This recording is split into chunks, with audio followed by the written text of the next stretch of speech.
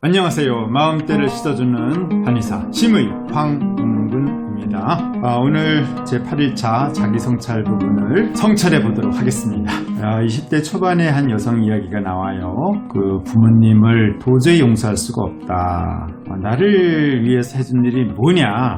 나를 낳았으면 책임을 지고 제대로 길러줘야 되는 거 아니냐. 이런 얘기를 하십니다.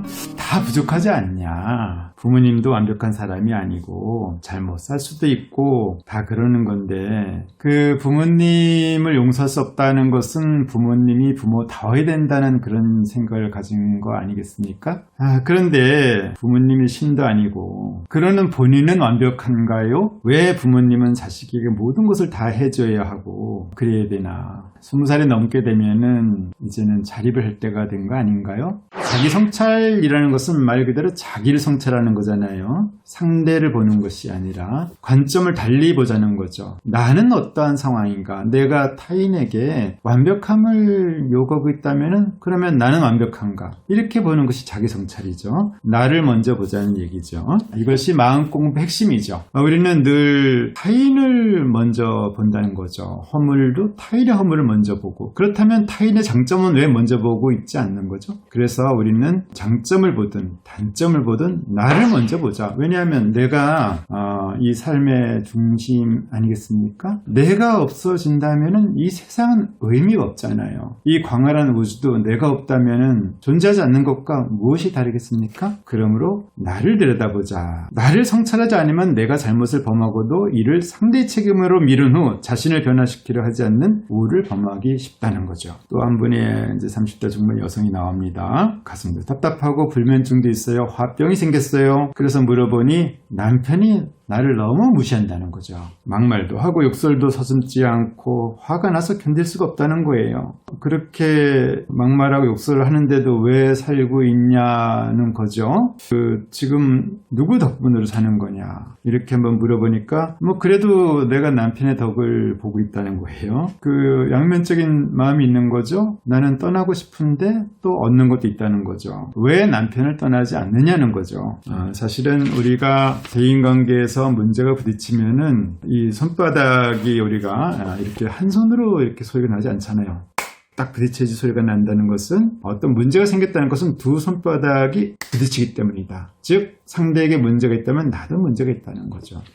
이 점에 대해서는 저도 상담을 하다 보면은 제가 뜻했던 바 그대로 진행이 안 되는 경우가 의외로 많아요. 그러면은 이분들이 왜 이렇게 자기 수양을 안 하지? 라는 면만 볼 것이 아니라 나는 어떠한가? 저에게도 원인이 있잖아요. 자기 수양을 하지 않는다는 것은 또 제가 자기 수양을 잘 이끌어주지 못하는 저의 원인도 있거든요. 그렇기 때문에 이 점을 살펴야 되는 거죠.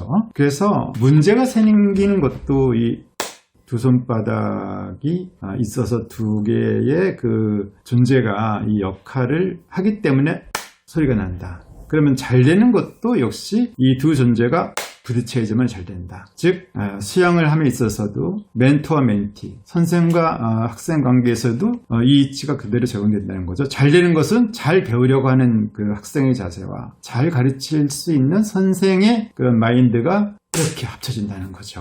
안 되는 경우도 마찬가지다는 거죠. 뭔가 제대로 안 배우려고 하는 그런 마음, 또 그리고 제대로 가르치지 못하는 선생의 그런 마음에 문제가 있다. 저 자신도 제가 자기 수양을 계도하다가 뜻대로 되지 않으면은 이 경기를 멈춰야 된다는 것이 맞는 거죠. 그리고 저 자신부터 수양하는 그런 자세를 가는 것이 옳다고 봅니다. 나를 돌아보지 않는데 어떻게 문제가 해결되겠냐 이거죠. 그래서 수양이라는 것은 반드시 자기 수양이다. 남을 바라보는 것이 아니라는 거죠. 명심보감의 전기편에는 이런 구절이 나옵니다. 내가 귀하다고 남을 천하게 여기지 말고 자기가 크다고 해서 남의 작은 점을 업신여기지 말며 용명을 믿고서 적을 깔보지 말라라고 하였습니다. 내가 귀하면 남도 귀하겠죠. 내가 크면 남도 크죠. 내가 용맹하다면 남도 용맹하다는 거죠. 그래서 나를 통해서 상대를 헤아릴 때 우리는 좀 더 현실적이고 정확한 판단을 내릴 수 있겠죠. 자기 성찰은 반드시 그 내 생각 감정의 흐름을 주의 깊게 관찰하는 거죠. 그런데 그 관찰을 하려다 보니까 어떤 기준이 필요하다는 거죠. 그 기준이 바로 성현의 말씀이라는 거예요. 명심보감 개선편을 보겠습니다. 선한 일을 보거든 목마른 듯하고 악한 일을 듣거든 귀먹은 채하라. 또 이르기를 선한 일은 반드시 탐을 내며 악한 일은 즐기지 말라. 이렇게 얘기하고 있습니다. 세상에 뭐 이렇게 쉽고 이렇게 많이 들었던 얘기를 또 여기서도 하게 되는 거죠. 선한 일은 제대로 집중해서 하고 악한 일은 보지도 말고 즐기지도 말아라. 그런데 우리는 왜 이렇게 안 하는 거죠? 선한 일이 뭐고 악한 일이 뭔지 모른다는 거죠. 그래서 우리가 아는 선악과 시비의 개념은 대부분 나만의 생각, 나만의 느낌에서 판단하다 보니까 이런 우울을 범한다는 거죠. 그런데 성인이 말씀하시는 선악과 시비는 내 머릿속에서 파악하고 있었던 선악과는 다르다는 거죠. 어떻게 다를까요? 뭐 이런 거죠. 나는 내 감정이 그냥 좋아지면은 다 선한 줄로 안다는 거죠. 즉 우리들은 이렇게 생각을 하는 거예요. 내 말은 다 선해요. 내 말은 착한 것이고 옳은 일이고 남의 말은 틀리다는 거죠. 이것이 선악의 개념이에요. 우리가 생각하는 선악이라는 것은. 그래서 선한 사람은 누구냐? 나를 도와주는 사람이 선한 사람이에요. 그리고 나를 반대하는 사람은 악한 사람이라는 거죠. 그렇게 우리가 선악의 개념을 잡고 있어요. 누구라도 예외가 없습니다. 그런데 최소한 자기 수양을 하는 분들은 이런 개념이 틀릴 수 있다라고 보는 거죠. 내 말이 틀릴 수도 있고 내가 하는 행동이 틀릴 수도 있다는 거죠. 누군가 나를 도와주더라도 그것이 선한 일이 아닐 수도 있다는 얘기죠. 이렇게 한 번 더 생각해 보면은 선한 일과 그렇지 않은 일들에 대해서 생각이 달라진다는 거죠. 그러면 성인의 말씀은 무엇이냐? 나의 말만이 옳은 것이 아니라 남의 말도 옳을 수 있다. 귀담아 들으라는 얘기죠. 그리고 다시 한번 생각을 해보자. 우리가 생각하는 선과 악은 다시 생각을 안 해요. 그냥 내가 옳은 거예요. 그렇지만은 다시 한번 생각해서 내가 틀릴 수도 있다. 그러면은 그렇게 생각하면 뭐냐? 우리가 알고 있는 선은 나에게 좋은 거예요. 내 생각이 다 선한 거고 내 말은 다 옳은 거라는 거죠. 그런데 성인들이 하신 말씀은 둘 다에게 이득이 되는 그 무엇이 있다라고 보는 거죠. 나도 옳고 너도 옳다는 게 있는 거죠. 나도 좋고 너도 좋은 길이 있다는 얘기죠. 이것이 이제 선이다 이렇게 보는 거죠. 한 사람에게만 좋은 것은 그것은 선하다라고 볼 수가 없는 거라는 거죠. 특히 한 사람에게만 좋은 것이 아니라 그 한 사람에게 좋은 것이 남에게 피해를 준다면 그건 악이 되는 거죠. 그거는요. 그런데 악은 한 사람에게만 좋고 남에게 피해가 되는 것이 아니라 둘 다에게 피해를 주는 거예요. 그게 악이에요. 우리가 너는 좋고 나는 피해를 보고 내가 좋고 너에게 피해를 주는 그런 것이 존재할 것 같지만은 그것은 균형이 깨지면서 반드시 둘 다에게 피해를 줄 수밖에 없다는 거죠. 왜냐하면 피해를 입은 사람이 가만히 있겠어요? 복수심이 올라올 수도 있고 그분이 이제 힘을 기르게 되면은 반드시 응징을 하잖아요. 그래서 어떻게 보면은 한 사람만 좋고 또 한 사람이 악하고 이런 구조에서는 결국에는 둘 다 안 좋은 결과를 맞이할 수밖에 없다는 거죠. 그래서 선은 둘 다 좋은 거라는 거죠. 그것이 바로 성인의 말씀이십니다. 너도 좋고 나도 좋은 길을 우리가 한번 고민을 해보자 이거죠. 고민을 하다 보면은 찾게 된다. 그 고민을 나로부터 출발해보자는 거죠. 그것이 바로 자기 성찰이다. 이렇게 볼 수 있겠죠. 악한 일을 듣지 않는 것은 무책임한 처사이며 악에 대한 도피가 아닌가요? 악을 응징해야 하지 않을까요? 이렇게 우리가 고민을 하기 쉬운데요. 악이라는 것은 스스로 무너지게 돼 있다는 거죠. 내가 응징할 위치에 있다면 응징을 해야 되는 거죠. 내가 경찰이에요. 판사예요. 그러면은 악적인 요소를 찾아내서 적극적으로 그런 부분을 좀 척결해야 되겠죠. 그런데 내가 언제까지나 그렇게 할 수 있겠냐 이거죠. 그런 위치에 있는 것도 아닌데. 그러니까 오히려 불필요한 간섭이 될 수도 있다는 거죠. 그리고 내가 선과 악을 정확하게 판단하기도 어렵잖아요. 그래서 특히 남이라면 그렇다는 거죠. 나 자신에 대한 선과 악을 판단하기도 어려운 건데 어떻게 남에 대한 그런 선악을 판단하겠냐 이거죠. 그래서 내 자리에서 내 책임을 다하며 선하게 사는 것이 곧 악을 극복하고 초월하는 길이다. 저는 그 대학교 시절에요. 이봉철 스승님으로부터 중국 무술을 좀 배우게 됐어요. 당랑권이라는. 한국의 그 사마귀보다 중국의 사마귀가 좀 크다고 합니다. 그리고 이놈들이 아주 공격적이에요. 그래서 당랑거철이라는 그런 그 사자성어도 있는데 있는데요. 이놈이 얼마나 미련하나 하면은 수레바퀴가 굴러오고 있는데 거기서 자기가 죽을 줄도 알면서 수레바퀴를 딱 건다는 거죠. 그렇게 무모한 녀석이죠. 그렇게 공격적이라는 거죠. 그래서 이 당난권이라는 것은 굉장히 공격적인 권법이죠. 그런데 이제 제가 당난권을 좀 배우면서 느꼈던 것이 무술에는 형이라는 게 있고요. 투로라는 게 있어요. 형은 이제 어떤 기본적인 그 자세를 얘기하는 거죠. 뭐 기마 자세도 형이 되겠고요. 기본 자세가 있어요. 움직이지 않는 그 형이죠. 투로는 그걸 이어가는 거죠. 당난권에서도 이제 형과 투로가 있는데요. 투로는 어떤 프로그램의 과정이라고 보면 되겠죠. 예전에 제가 당난권을 했을 때 이런 거를 많이 했죠. 이렇게요. 네. 그런데 사실 이 중국 무술이 뭐 대단하다라고 생각했지만은 건강을 지키는 데는 좀 도움이 되는 건 사실이에요. 그렇지만은 실전에서는 별 쓸모가 없다라는 것이 지금 만천하에 드러났죠. 차라리 우리나라의 그 무술 중에 택견 이런 무술이 정말 실전에 좀 더 쓰임이 있다라고 많이 밝혀지고 있어요. 그래서 저도 당난권을 배웠지만은 또 같이 배우는 우리 택견하는 분이 있었어요. 그래서 택견에 대한 그 실전 무술도 조금은 익히게 되었습니다. 어쨌든 제가 그런 무술을 익히면서 몸이 많이 건강해진 건 사실이고요. 몸보다 더 좋아진 것은 마음의 건강이에요. 자신감, 이런 부분에서 굉장히 좋아진 부분이 있습니다. 그리고 최소한 1대3 정도에서의 그런 방어력은 갖추고 있기 때문에 또 참 부끄러운 얘기지만은 제가 1대5로 한번 20대 중후반에 실전적인 이 격투를 한 적이 있었습니다. 지하철에서.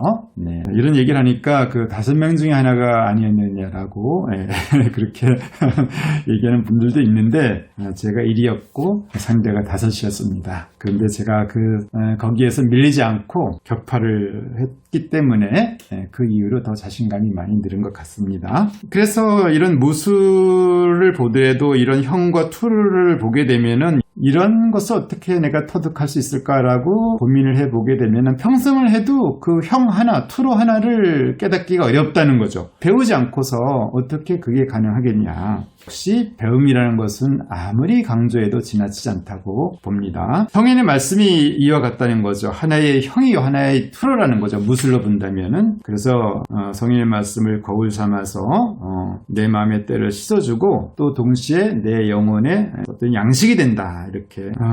그리고 그런 성인의 말씀은 또 타인이 나를 공격할 때, 비방할 때도 나를 지켜주는 그런 또 성곽이 되어준다. 즉 성인의 말씀이란 기능은 크게 보면은 내 마음의 때를 씻어주는 것. 또 하나가 내 영혼의 양식이다. 또 하나가 타인들의 어떤 비방, 공격으로부터 나를 지켜주는 성곽이요 방패다. 이런 3가지 기능이 있다는 거죠. 황제내경과 동의보감에서도 성인의 말씀이 아주 즐비합니다. 동의보감을 지은 화순 선생님을 의성이라고 부르는 거죠. 의술을 통해서 성인의 경지에 이르렀다는 뜻이죠. 제가 어려서부터 마음병을 앓았기 때문에 잡념이 엄청 많았어요. 그러다 보니까 또 위축감도 오고 두려움, 혼란함 이런 걸로 많이 이어졌는데요. 성인의 말씀을 읽게 되니까 그런 잡념들이 자연스럽게 씻겨 내려가더라고요. 어떤 날은 제가 아침에 일어나는데 말입니다. 제 의식보다 성인의 말씀이 먼저 일어나 있는 거예요. 그래서 그 성인의 말씀이 샛별처럼 빛나면서 저를 쳐다보는 듯한 그런 느낌. 그때 엄청나게 맑은 그런 기분을 많이 느꼈거든요. 그래서 이 성인의 말씀은 애우고 읊조리고 그런 가운데서 정말 힘이 된다. 그리고 나의 잡념은 자연스럽게 이제 자리를 떠나게 되는 거죠. 정신도 맑아지고 피로도 거치게 된다는 거예요. 어떤 분들은 성인의 말씀들을 많이 폄하해요. 그러면서도 부끄러운 줄 모른다는 건데요. 이런 것이 다 선악에 대한 명확한 기준이 없고 자기만의 생각과 감정에 취하기 때문에 일어나는 일인데요. 나도 고통스럽게 하고 타인에게도 피해를 준다는 얘기죠. 그런데 성인의 말씀을 존중한 분들은 어떻게 되었냐? 우리 사회의 빛과 소금이 되었다는 거죠. 실제로 우리나라 최고의 인격자, 성인의 반열에 오른 태계 선생님, 율곡 선생님, 그리고 남명 선생, 또 다산 선생 이런 분들이 다 성인의 가르침을 존중하고 그 가르침대로 살았던 분들이죠. 이미 우리 태계 선생님하고 율곡 선생님은 성현의 경지에 이르는 분이죠. 그래서 우리가 율곡 선생 선생님, 태계 선생님에 대해서만큼은 늘 우리가 존중하잖아요. 내 가슴 속에 지갑이 있지만은요, 이 지갑 속에 항상 우리가 고이 모시고 있습니다. 태계 선생님이 이렇게 계십니다. 그래서 태계 선생님은 1000원 선생님이에요. 우리 율곡 선생님은 5000원 선생님입니다.